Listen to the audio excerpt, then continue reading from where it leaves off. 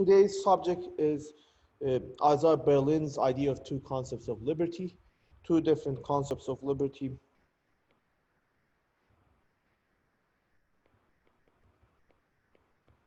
Remember what concept is. Concept is another word for idea, right? So political concepts are political ideas. Okay? And today we're going to talk about two ideas of freedom. If the word concept confuses you, then think about it as two ideas of freedom. So what are those two ideas? They are negative freedom and positive freedom. And we're going to discuss those in detail. We are going to look at the relationship between the notion of negative freedom. Berlin considers negative freedom, Isaiah Berlin considers negative freedom the better concept of freedom, the better idea. This is the better idea, right? More correct, less dangerous.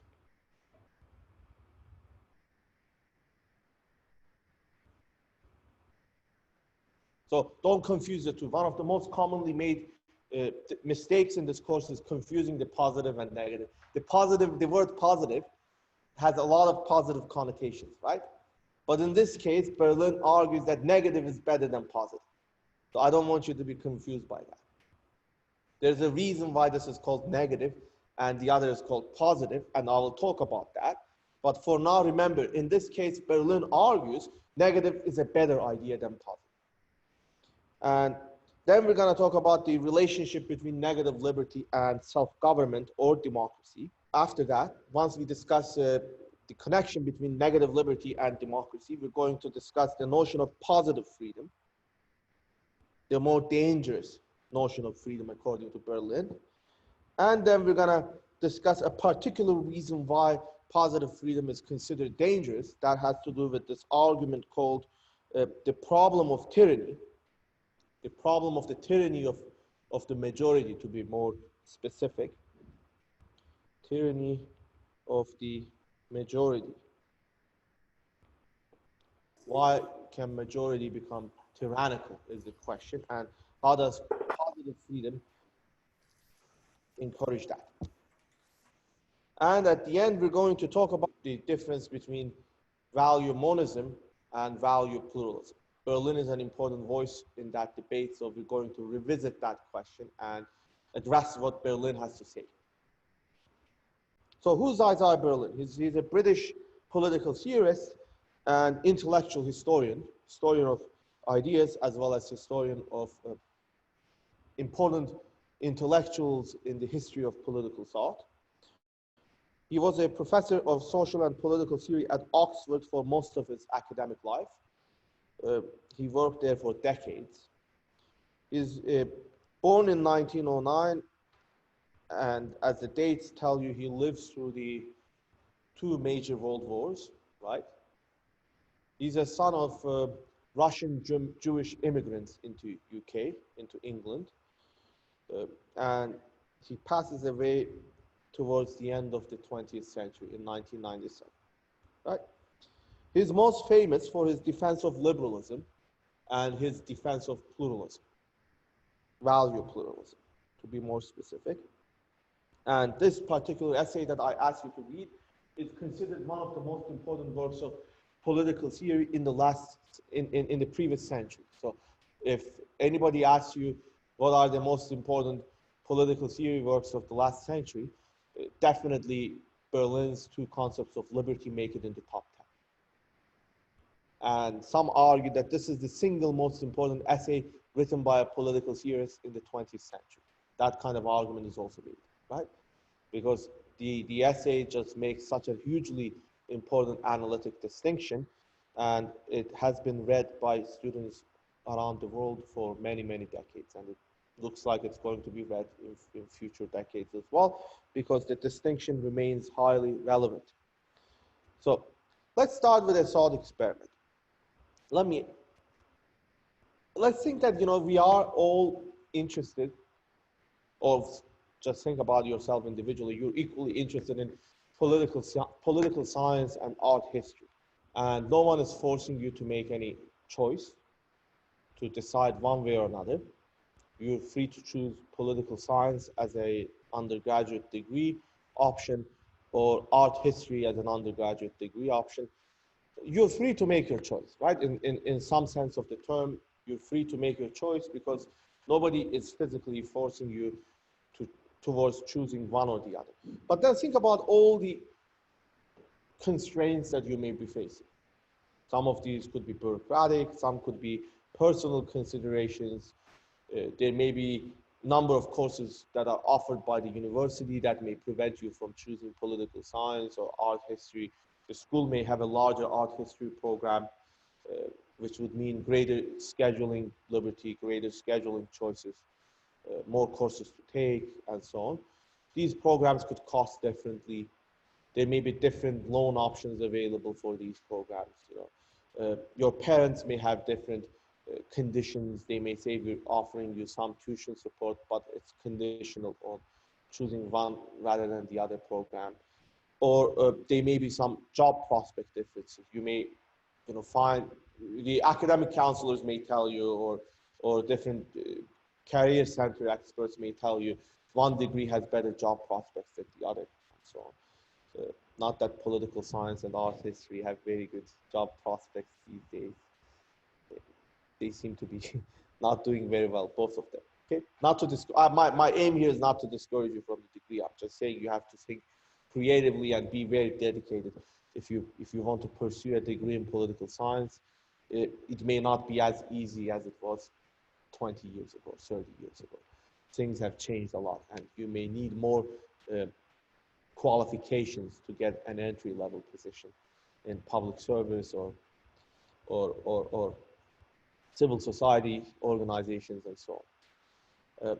And you have to think about all of these things, right? You don't have to, in the strict sense of having to eat for at least a couple times a day to remain properly nourished and so on. But you have to, in a certain sense of the term, you have the responsibility to think about these issues. Now, how do these responsibilities and expectations and stimuli from the outside world and from within your own reasoning and your own thought cycles and so on interfere with your freedom to choose in a way that you'd like to choose? In a perfect world, in a parallel universe where there are no constraints on your free choice, you may envisage a different kind of choice environment, right? You may think that you're not going to be exposed to any negative views, any stigma from your friends or from your circles and close ones regarding your choice of discipline, choice of academic pursuit, and so on. But in real life, things may be different, right? People may be sending you different messages, they may be sending you different impulses, and you may also have different thoughts about what is practical, what's not practical, and so on. And all of these indisputably interfere with choice, right? Our choice is structured, our choices are impacted by these constraints. Now, Isaiah Berlin argues that none of these factors I mentioned on the previous slide, none of the factors that I speculated about over the last few minutes matter to freedom. Freedom is not a factor of your internal struggles. Freedom is not related to your internal struggles or to your internal doubts and your internal hesitations and fears and insecurities and so on. Freedom, according to Berlin, is not even related to your economic status. This may be something surprising for you to hear, right? We're used to hearing that the freedom to travel around the world isn't really a freedom if you don't have enough money to buy the tickets, the airfare. Not that anybody has the freedom anymore. I mean, even the wealthy people don't have the freedom to travel around the world unconstrained these days. So it looks like pandemic has kind of leveled the playing ground in some respects, right? Still, you can get access to private jets and so on, but many countries have completely imposed lockdowns on their airspace, and they will still screen the passengers and travelers no matter what their status is. There have been football players and politicians who have been denied access because of COVID tests and health screening and so on. So this notion of traveling freely around the world may no longer be something that even the wealthy have access to. But according to Berlin's argument, your freedom to travel around the world is not affected by how much money you have in the bank. You may have nothing, but still you have the freedom to travel around the world in the very same sense that a billionaire has the freedom to travel around. This may be difficult to grasp. Why? What kind of argument is this? In what kind of moral and political and social world does this argument make sense? Right? You may rightly, validly ask. Hopefully, towards the end of the class, these claims are going to make more sense. I'm not saying you're going to find these claims more agreeable. You may still decide that a negative liberty argument is a bad argument. This is bad ideology, you may decide. This is a particularly poor version of liberalism, a particularly inadequate version of liberalism, you may think, and you're entitled to your views. I'm not here to change your views. I personally find this definition more satisfactory than many other people do, but I also think that it has its own shortcomings, right? But I'm not here to preach. I'm here to explain the analytic distinction between negative liberty on the one hand and positive liberty on the other hand. I certainly think that negative liberty is a less dangerous idea. So in that regard, I agree with Berlin. Whether it's adequate or not is something we will decide later. So how does Berlin define freedom? Political freedom. For Berlin, political freedom, he says, is normally a matter of being free to the degree to which no man or body of men interferes with my activity. So to be politically free, to be free in the political sense of the term, in the politically relevant sense of the term, he's not talking about emotional freedom. He's not talking about freedom from the fear of insecurity. He's talking about the sense of freedom that is politically relevant. What does politically relevant mean? Relevant to the public collective decision-making process. So this is the only sense of freedom that we can take into account when we're making public policy. Public policy shouldn't target, many political theorists are going to argue, your personal insecurities and fears.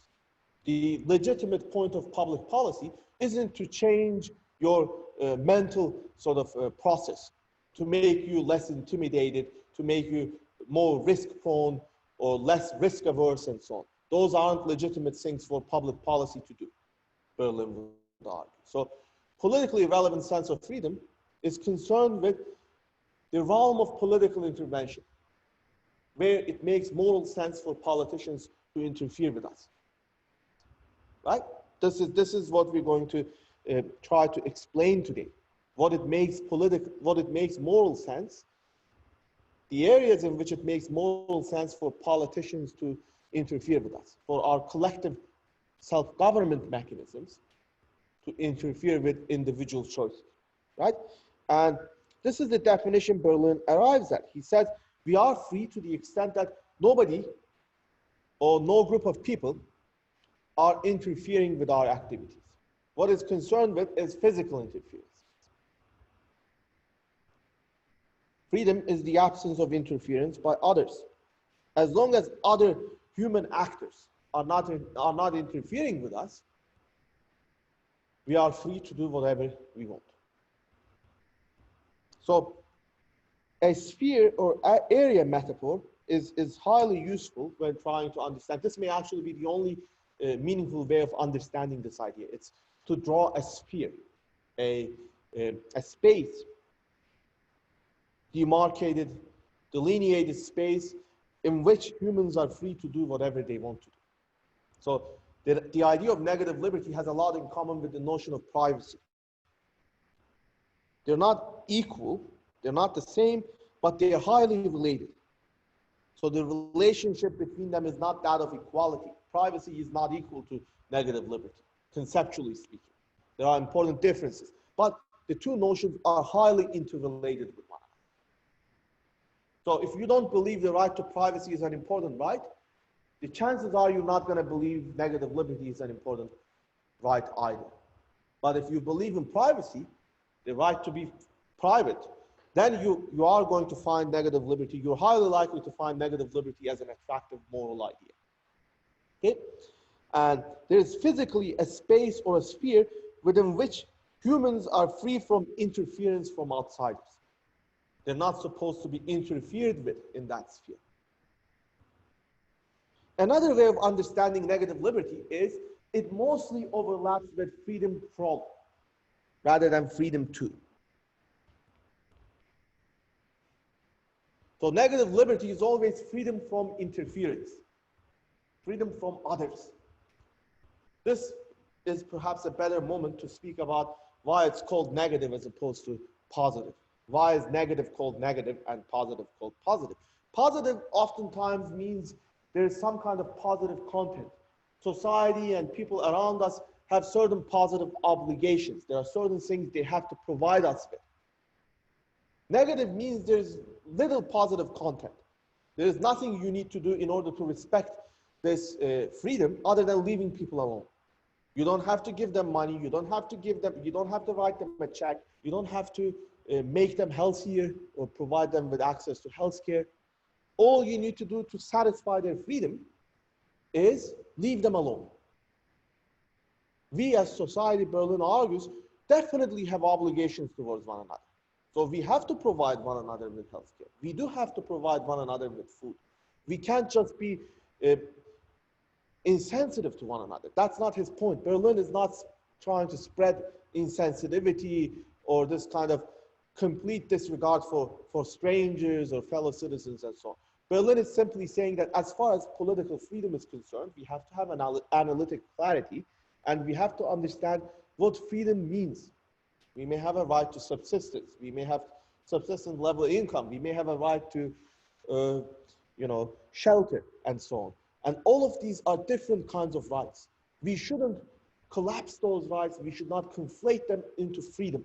That's the point of pluralism. There are different human values. And all these human values may be very important. They may have their own strengths. They may have their own pressing sort of moral force. But to collapse everything to one, to use this notion of freedom as a overarching notion, umbrella notion, ends up causing a lot of confusion. And that confusion ends up creating a risk of tyranny. So these values have to be kept separate. Sometimes human life requires, being a moral human being requires making choices between these values. When there are hundreds of people dying out of hunger, equality and subsistence level income should take precedence over freedom. But we shouldn't claim that we're making ourselves more free, Berlin argues, freer by redistributing income. Because income redistribution is not related to freedom. And if there's any relationship between freedom and income redistribution, is that income redistribution is going to make us less free because somebody is going to come and take money from you, right? You may disagree with the tax rate, but the government is still going to tax you. So that is an interference with your freedom. That may be a moral interference with your freedom. That may be a justifiable interference with your freedom. But nonetheless, it's interference with your freedom. Nobody should come up and say, this is actually going to make you free. Right? The interference is going to make you free, Berlin argues. So it's all about being analytically clear, keeping concepts separate from one another, to avoid confusion, to avoid manipulation, and so on. And negative liberty, the politically relevant sense of liberty, is just the sphere within which other human beings cannot interfere with you. They have to leave you alone. It's defined by law. Berlin doesn't say anything concrete on the list of liberties or the list of instances of this liberty. He leaves the list open-ended, but he says in one very important passage that most historians and most philosophers and scholars who have written about this idea in the last 300-400 years, it's been especially a powerful idea in the English-speaking world. This is an idea that originates in the English-speaking world, in the Anglophone political thought. And he says most of the English political philosophers, English-speaking political philosophers such as Burke, Mill, and Paine, and others have given a different competing catalogs of rights and freedoms, but they nonetheless agree that there is some sacred sphere in which humans should be left alone, right? So he doesn't tell us how large this sphere has to be. It will depend on society, it will depend on political context, it will depend on people who try to benefit from this liberty. But nonetheless, in any civilization, there has to be some sphere in which humans are left free to themselves. You can't just get between them and their gods, or between them and their families and so on, them and their children. But that doesn't mean parents can do anything to their children because they're in the private sphere, right? Berlin doesn't say anything as radical as that. That's radically wrong. You know, being in private sphere doesn't mean that you can murder people in the private sphere, right? There are definitely moral limits and legal limits as to what can be done in the private sphere. But this is the same kind of logic that we hear from Pierre Trudeau in his famous interview as a justice minister, when he says the government has nothing to do in the bedrooms of the nations. The government has no business in the bedrooms of the nation. So this is a comment Pierre Trudeau, not Justin Trudeau, Pierre Trudeau, his father, makes in the context of the decriminalization of homosexuality. Several decades ago, homosexual behavior was criminal in Canada. You could go to jail for being a homosexual, right?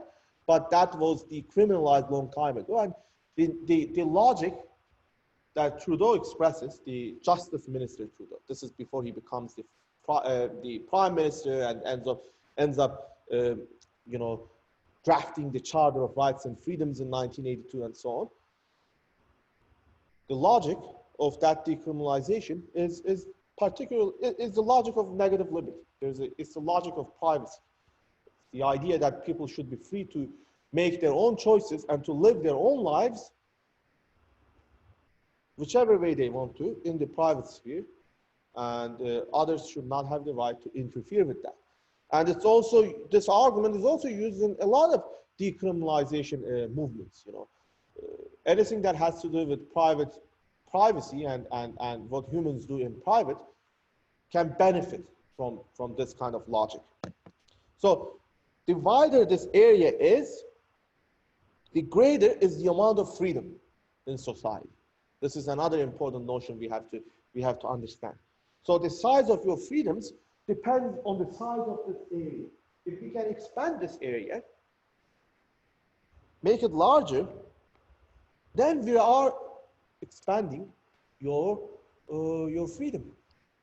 You're becoming more free, freer to a greater extent. It's a metaphor of sphere. So if you put more things in that zone within which humans are free from government interference and interference from their neighbors and so on, then you're making humans more free to that extent. So let's say walking your dog. Right now you can walk your dog only, the dog has to be on leash, and well, this has to do with the dog's freedom, but also I'm more concerned in this case with the freedom of the dog owner, right? Because we're not discussing the subject of animal rights. The subject of the rights of non-existing humans and non-human species is a fascinating question that overlaps with the topics of the environment, being a responsible member of our ecology and so on. But in this case, I'm concerned with the rights of the dog owners. So I don't own a dog, but if I was a dog owner, I would think my dog is a great dog, and it should have the greatest possible freedom to walk uninterfered on public roads and so on, right? Any park, it should be able to use any park as long as I'm cleaning after my dog and so on. If the dog can learn how to clean after itself, that's even better. I don't know if any dog does that. If you let people walk their dogs in any park, in any city within Canada, then you're making them more free to that extent. Because you're adding that freedom to the list of freedoms that exist. And this freedom, again, can be defined in terms of making the sphere larger, right? When you're making the sphere larger, you're adding more freedoms. Think about it as a catalog. You're adding more items to that catalog, and eventually you're gonna run out of space and you will need a second page and a third page. Or if you put all those pages next to one another, all those sheets of paper next to one another, then you're going to end up with a larger surface of writing. So that signifies the area as it's enlarged. You're not necessarily giving people a greater dense backlog in which to be. That's not the sense of the metaphor. You're adding more items to the catalog, and the catalog expands. As the catalog expands, that physical sphere expands as well, in which humans have freedom. this is how freedom in the negative sense of the term isn't necessarily exactly the same as privacy, right? The park doesn't become your private space by that token.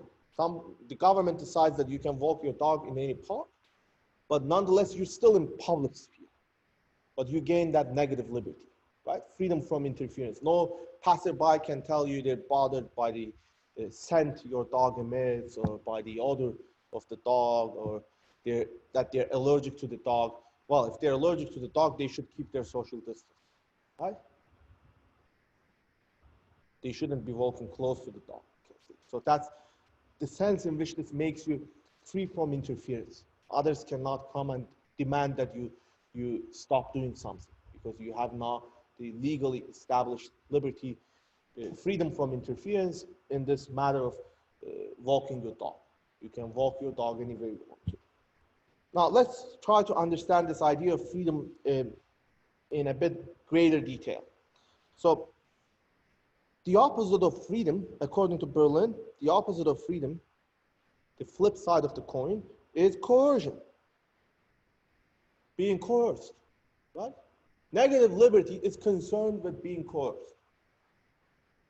The entire argument is based on minimizing coercion. Freedom and coercion are incompatible. You're free to the extent that you're not being coerced. And coercion, Berlin argues, can also be understood in terms of that physical space, in terms of that sphere. Freedom enlarges that sphere. Coercion contracts that sphere. So the sphere is getting smaller. Look, pay attention to the directions of the arrow. The arrow is inward.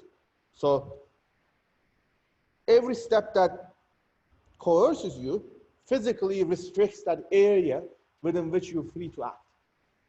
Government may ban dog walking, government may ban smoking in public. Again, these are controversial examples, but the smoking laws are great examples of how our freedoms are interfered with. I'm not a smoker. I neither have a dog nor smoke, right? But smoking laws, we have to recognize, interfere with the freedoms of people who smoke. So if you tell people you cannot smoke outside, let's say 10 meters outside a building, and you tell them you cannot smoke in another public space, in public parks, in some countries have even passed legislation that says you can't smoke in your car, right? All of these legal interferences are contracting, making smaller that sphere in which humans are free. So this opens you up, this makes you vulnerable to interference from others, right? Police officers, enforcement officers, bylaw officers, special constables on TTC or MyWay or whatever public transit system. They may come to you and give you a ticket, or they may even put you under citizen's arrest and transfer you to police, right? For disobedience, for breaking the bylaws and the internal rules and so on. Or even neighbors can complain, right? Neighbors can make a lot of fuss. If the government passes a law saying no outdoor barbecues, and you're barbecuing outside and neighbors complain, then neighbors can cause issues for you. They can interfere with your freedom. This results in coercion, right? So far, I'm giving mainly these relatively harmless examples. Well, every interference is harmful, but these are less harmful than perhaps other sorts of more politically charged interference. The interference that targets more your freedom of conscience. For example, if government tells you can't pray, you can't go to church, you cannot go to synagogue, to temple, to a mosque, whatever place of worship you go to, then yes, that's a serious, perhaps a more serious, a graver interference. But every interference is grave, right? It just depends on the person. It depends on the person.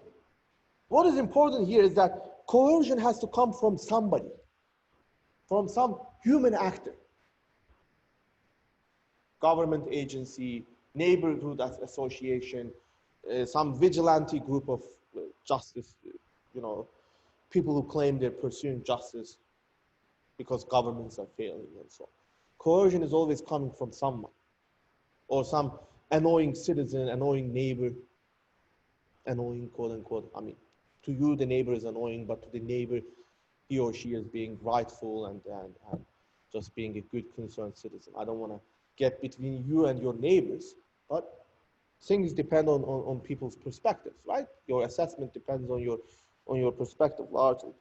So there's always some coercion from somebody, either a human being, a physical actor, or a legal entity, a corporate entity of some kind. But humans are making up that corporate entity. It's not robots. It's not the artificial intelligence. It's not, some actor that's not backed by human intelligence. So humans always have to be involved. The weather may be bad. We may want to play football outside, but the weather is terrible. Like it's freezing rain every day, back to back. So the weather is definitely interfering with us. The mother nature is interfering with us, someone would say. But that's not a human actor. Some may say, okay, this kind of adverse weather pattern is related to climate change and there's a human agency involved in that. But Berlin would resist that. Berlin would say this immediately is an interference that has nothing to do with an actual human decision making. You can't single out the human entity that is behind that decision, whether singular or plural, Berlin would say. So he would say the interference from weather may make your life miserable. You can't even step outside, or pandemic is doing that to us, right? What better example than the pandemic? But you cannot say the pandemic is making us less free. But there's some sense in which the pandemic is making us less free. It doesn't have to do with the pandemic. It has to do with the government acting upon the pandemic. So you have to make the distinction there. It's not the disease that is making us less free. It's not the virus. It's the politicians. So we have to make the distinction, right? Your incapacity by itself, my incapacity by itself, for example, doesn't make me less free. Does not make me subject to a coercion or coercive interference. I want to play professional football, but I can't because I'm not fit enough. I'm not talented enough, right? Conceptually, it doesn't make any sense to say that my limited soccer skills are coercing me into not playing football. So freedom doesn't have anything to do with these internal limitations.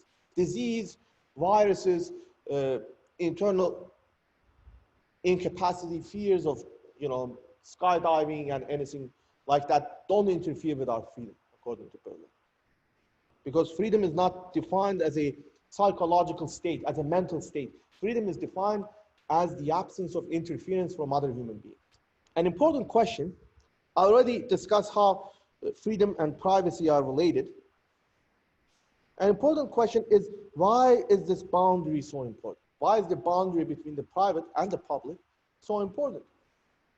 Why is the sphere so considered so important? So let's take a look at some of Berlin's answers, some of what Berlin has to say in relation to that question of the importance of this distinction between the private and the public.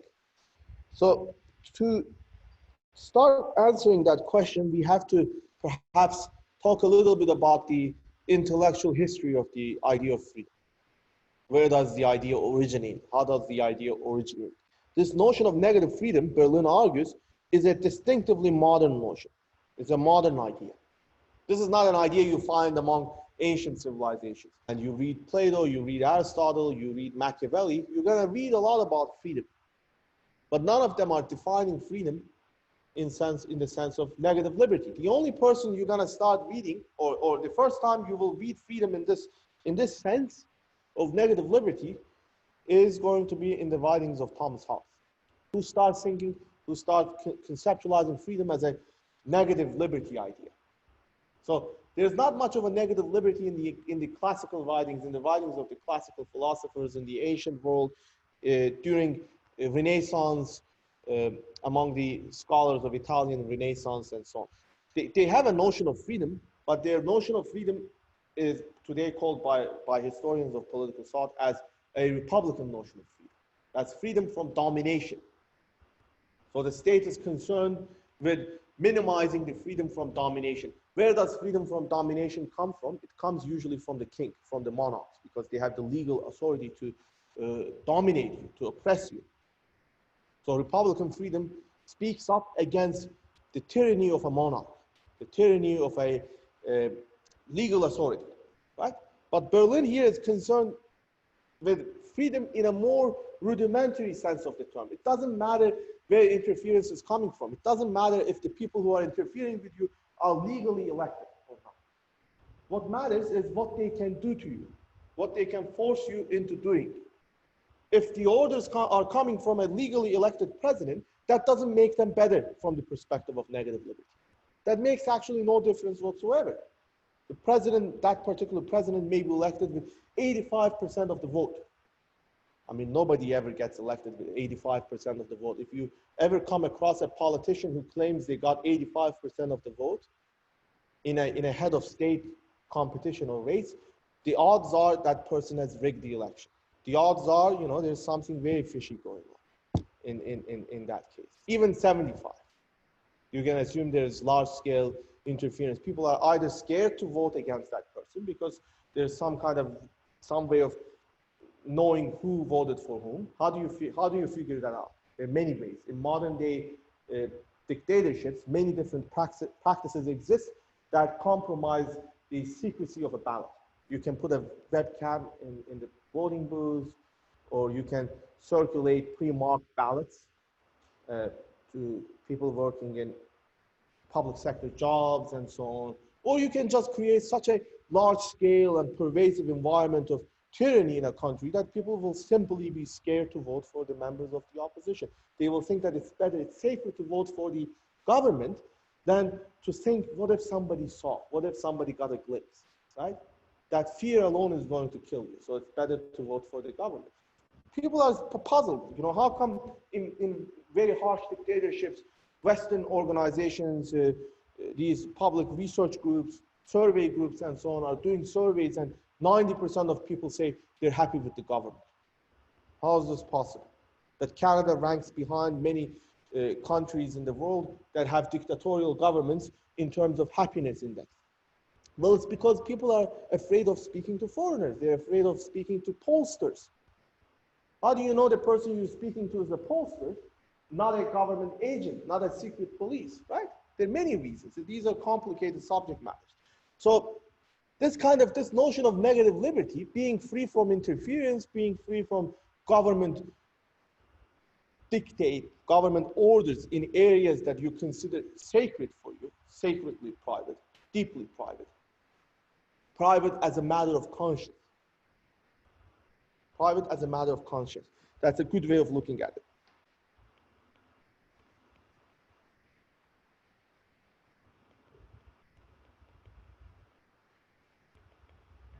I don't think anyone talks about private as a matter of conscience in a systematic way, but I think this is a useful way of looking at it.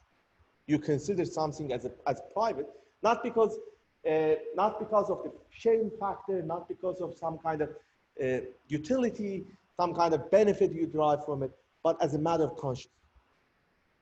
So here it begins to relate to the fundamental freedom of conscience, right?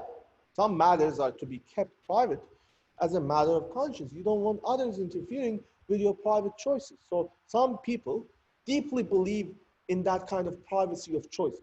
But Berlin's argument seems to have an even greater, more radical implication. Berlin doesn't say simply that some people believe in the privacy of choice. Berlin seems to say there's an aspect of human existence that makes some degree of privacy of choice a matter of human conscience. So there's something about being a human being that requires a degree of freedom of choice. That if all your choices are taken away from you, you are relegated as a human being, as a human, you lose your human status is compromised. If people are telling you what color shirts to wear, what color sweaters to wear, what color pants to wear, and you disagree with those judgments, with those orders, with those dictates from outside, but you cannot resist, then there's an existential change, right?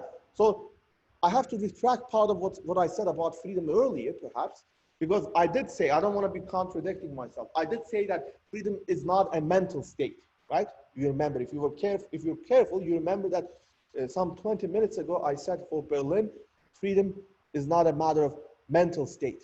Freedom is a matter of physical space, physical interference.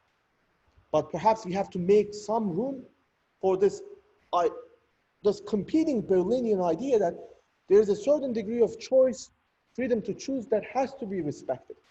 If it's not respected, then there are severe implications to that. And the implications aren't just, aren't the kinds of implications that can be put up with, the kinds of implications that can be tolerated. There's a serious change in human existence, in human experience, the way humans experience themselves, the way humans experience being a human. And I'm gonna read a passage for you that will make greater sense. So we've already discussed this, so let's read that passage.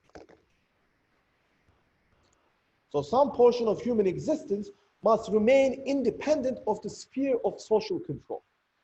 To invade that preserve, however small, would be despotism.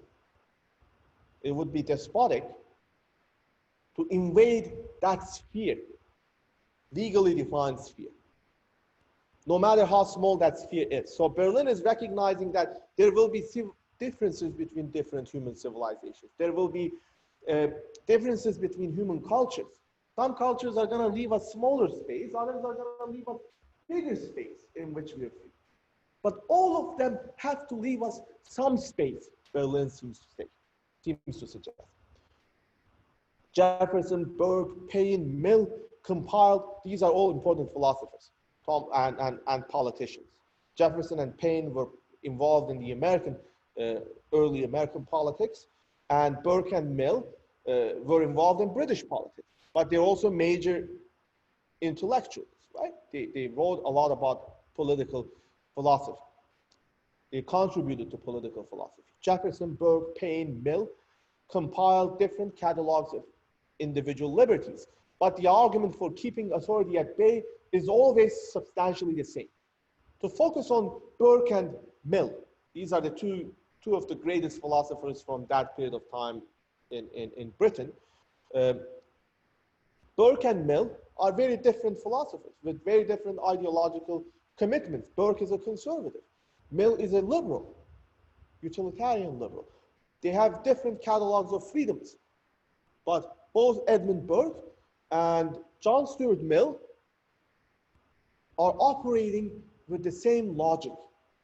The logic of the argument for keeping authority at bay, for keeping authority distant, is the same, is always substantially the same. We must preserve a minimum area of personal freedom if we're not to degrade or deny our nature. So there has to be some sphere in which humans are free. So humans have to be free. They have to be self-governing to some extent in order for them to be truly human. So there is something about human nature or being human that requires some degree of freedom in this negative sense of the term, which means some degree of access to a private sphere in which nobody is going to interfere with that. So let's turn this argument, this very important argument, into a formal argument. All coercion frustrates human desires. Coercion can be defined as the act of frustrating human desire. Coercion is defined as frustrating human desire, making humans feel frustrated. So that is precisely what makes coercion bad, morally bad, because human desires are being frustrated, because you're forcing people to act in ways that they would not act.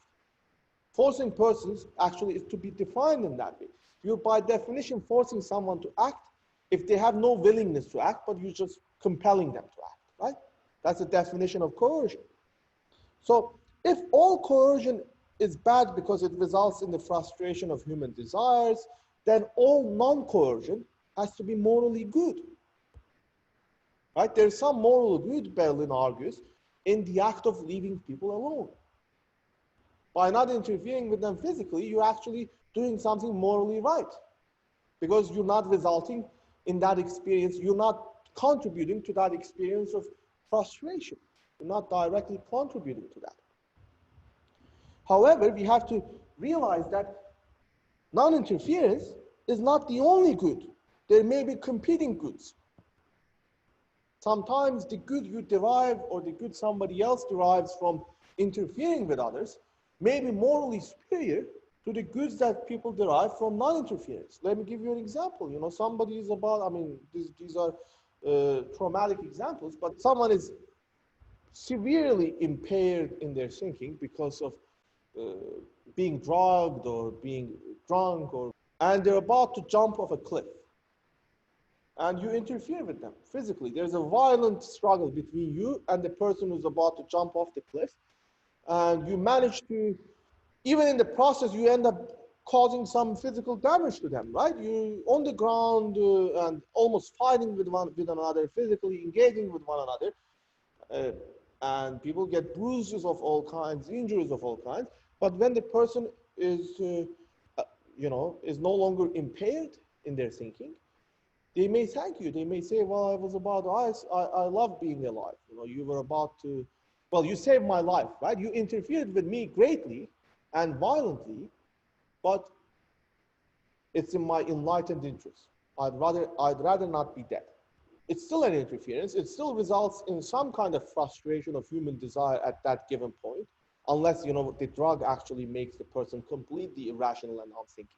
Then you may say that there is no rightful element of desire at play, right? You could say the person has become a zombie as a result of the drug, something like that. In that extreme case, yes, then people interfere with you, but there is no human awareness at play.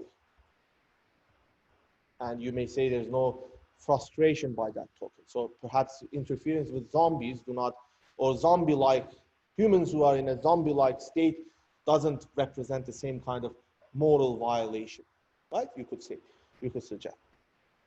So there are cases, or let's say somebody is about to commit a crime. So crime is a good example. So you're about to kill some community members because of some vile intention, some ill intention, some bad, morally bad motive.